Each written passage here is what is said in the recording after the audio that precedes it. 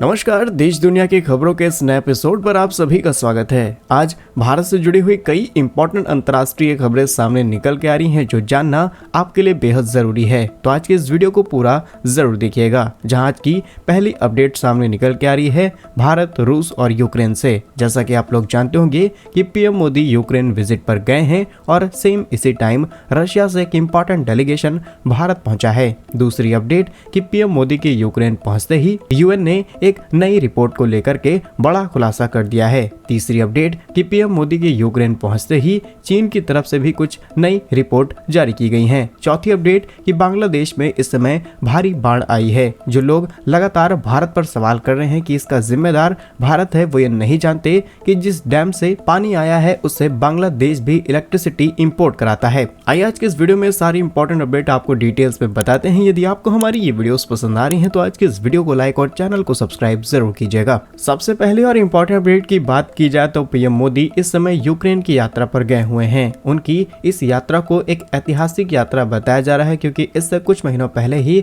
PM Modi रूस की यात्रा करके वापस लौटे हैं। ऐसे में दोनों देशों के बीच जो चल रही तनातनी है ये और ज्यादा न बढ़ जाए, इसलिए पीएम मोदी यहाँ पर यूक्रेन की विजिट पर गए हुए हैं। लेकिन सेम इसी टाइम पर रूस से एक इम्पोर्टेंट डेलीगेशन भारत पहुंचा हुआ है। डिटेल्स की बात की जाए तो भारत और रूस के बीच में नेवीज को लेकर के स्ट्रॉन्ग पार्टनरशिप के लिए इस डेलीगेशन को भारत भेजा गया है। रिपोर्ट्स के मुताबिक रूसी नौसेना के commander in chief admiral Alexander Moises के नेतृत्व में हाई लेवल डेलीगेशन भारत पहुंचा है। भारत पहुंच करके Mazagaon duck ship builders limited, जिसे हम एमडीएल के नाम से जानते हैं, यहाँ पहुंचे हैं। यहाँ पर तमाम तरीके के एयरक्राफ्ट कैरियर और कई प्रकार के नौसेना के इक्विपमेंट्स बनाए जाते हैं। ये भारत की वो कंपनी है जिसने नेवी के लिए बहुत बड़े बड़े कॉन्ट्रीब्यूशंस दिए हैं और इसी कंपनी की यूनिट का दौरा करने के लिए हाई लेवल डेलीगेशन भारत पहुंचा है। इसमें कहा यह भी जा रहा है कि जल्द ही भारत और रूस के बीच में कई इंपॉर्टेंट और डील्स की जा सकती हैं नेवी को और ज्यादा स्ट्रॉन्ग करने के लिए। इसी के साथ भारत के अंदर एक नया युद्धपोत तैयार किया जा रहा है, जिसको सही तरीके से तैयार किया जा रहा है या फिर नहीं,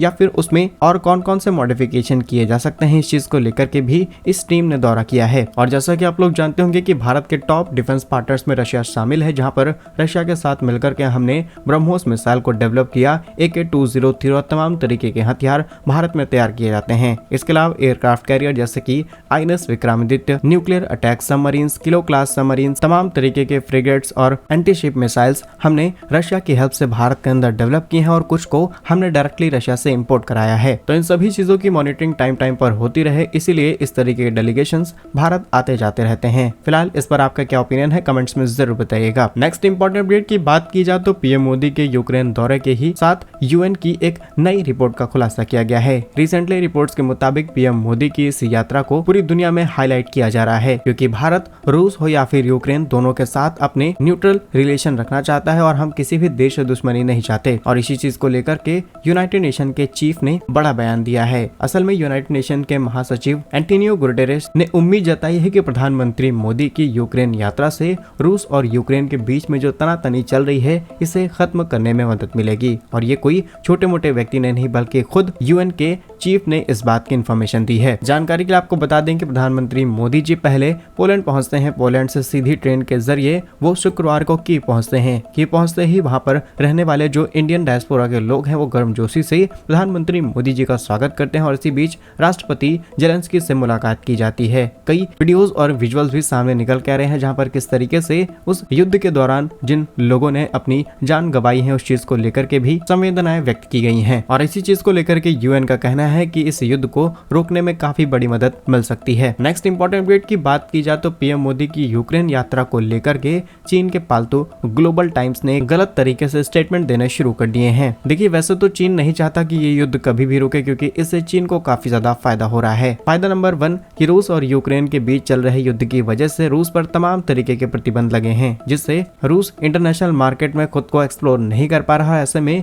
जितनी ज्यादा चीजें हैं, जितनी भी ज्यादा मशीनरी, इलेक्ट्रॉनिक्स, फूड आइटम, ये सभी सीधे चीन से इंपोर्ट किए जा रहे हैं और इससे चीन की अर्थव्यवस्था को फायदा मिल रहा है। और फायदा नंबर 2 कि जहां एक तरफ पूरी दुनिया का ध्यान सिर्फ रूस और यूक्रेन पर है, वहीं दूसरी तरफ चीन खुद को इतना ज्यादा एक्सपेंड करना शुरू कर चुका है। चाहे नए एयरक्राफ्ट कैरियर्स हो, नए नए फाइटर जेट्स हो या तमाम तरीके के हथियार उसने डेवलप करने शुरू कर दिए हैं। इसके अलावा चाहे सेंट्रल एशिया का रीजन हो, यहाँ पर डिप्लॉय करने शुरू कर दिए हैं। वैसे तो पूरी मीडिया उन चीजों को कवर करी है, लेकिन इस बीच चीन ने खुद को एक्सपेंड करना शुरू कर दिया है और यही दो रीजन है जिसकी वजह से चीन नहीं चाहता कि इस युद्ध को विराम दिया जाए। और अब चीन का एक नया स्टेटमेंट सामने आया है, जहां चीन के कई सो कॉल्ड विशेषज्ञों ने दावा किया है कि भारत के प्रधानमंत्री मोदी का ये कदम किसी भी काम का नहीं है। ये युद्ध एक लंबे समय से चल रहा है। अगर भारत के बस का होता तो ये चीजें पहले रोकी जा सकती थी, लेकिन शायद भारत के बस का नहीं है और अब भारत भी इस युद्ध को रोक नहीं पाएगा। ग्लोबल टाइम्स में चीन प्रोफेसर लोंग शिंचुआन ने लिखा कि भारत पास इस बार ना तो ताकत है और ना ही प्रभाव, यानी कि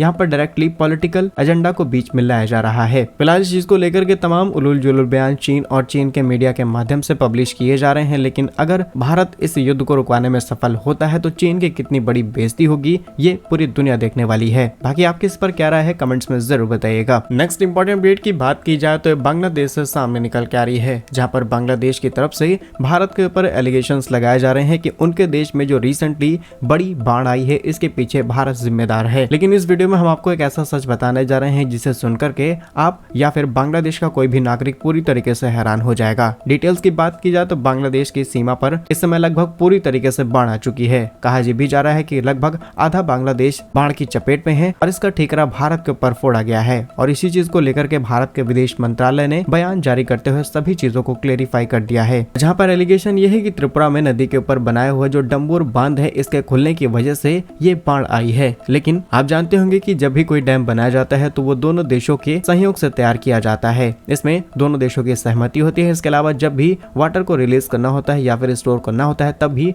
कम्युनिकेशन किया जाता है और सेम यही सिचुएशन अब भी थी। भारत ने हाई लेवल कम्युनिकेशन किया तब जाकर के इस वाटर को रिलीज किया गया है। और ये जो बांग्लादेशी लगातार उछल रहे हैं इन्हें नहीं पता कि भारत इसी डैम से इलेक्ट्रिसिटी खुद भी इस्तेमाल करता है और बांग्लादेश को भी एक्सपोर्ट करता है। इनके घरों के अंदर जो बल्ब जलाए जाते हैं इसे भी भारत के द्वारा तैयार किए गए इस डैम की मदद से बिजली मिलती है। तो ये अगर भारत के ऊपर सवाल खड़े कर रहे हैं तो अगर भारत को कुछ ऐसा करना होता तो भारत इतने सालों से बांग्लादेश की मदद नहीं करता। बाकी इस पर आप क्या सोचते हैं हमें कमेंट्स में जरूर बताइएगा। नेक्स्ट इंपॉर्टेंट अपडेट की बात की जाए तो ये सामने निकल के आ रही है भारत रूस अमेरिका से। आपको याद होगा कि भारत के ऊपर कई प्रकार के एलिगेशन अमेरिका की तरफ से लगाए गए थे कि भारत रूस को आधुनिक मशीनें और कई प्रकार के डिफेंस इक्विपमेंट्स एक्सपोर्ट करना शुरू कर चुका है। सिर्फ इतना ही नहीं बल्कि जापान की हेल्प लेकर के भारत की उन तमाम कंपनीज के ऊपर प्रतिबंध लगाए गए हैं जिससे भारत को अच्छा खासा डैमेज हो। लेकिन एक बार फिर जांच पूरी तरीके से शुरू की जा चुकी है, क्योंकि भारत के अंदर अमेरिका का कहना है कि कई ऐसी कंपनीज हैं जो रूस के अंदर इस्तेमाल होने वाली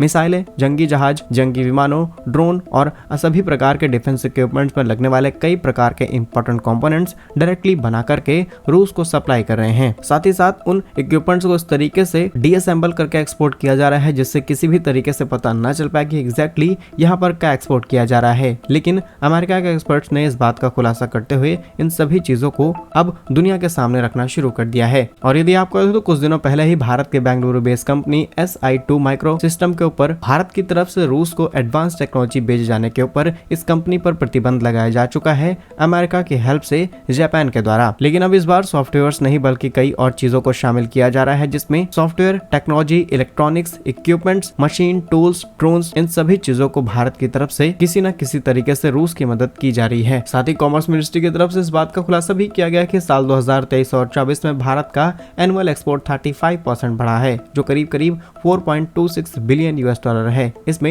इंजीनियरिंग एक्सपोर्ट सिर्फ 85% बढ़ा है, जो कि लगभग 1.35 अरब डॉलर का है। फिलहाल भारत ने अभी ऑफिशियली इस चीज को लेकर के कुछ भी खुलासा नहीं किया है। आने वाले समय में सभी चीजों का जवाब दिया जाएगा। बाकी आपका क्या कुछ कहना है इन सभी खबरों पर हमें कमेंट्स में जरूर बताइए। यदि आपको हमारी ये वीडियोस पसंद आ रही हैं तो आज के इस वीडियो को लाइक और चैनल को सब्सक्राइब जरूर कीजिए। वंदे मातरम, भारत माता की जय।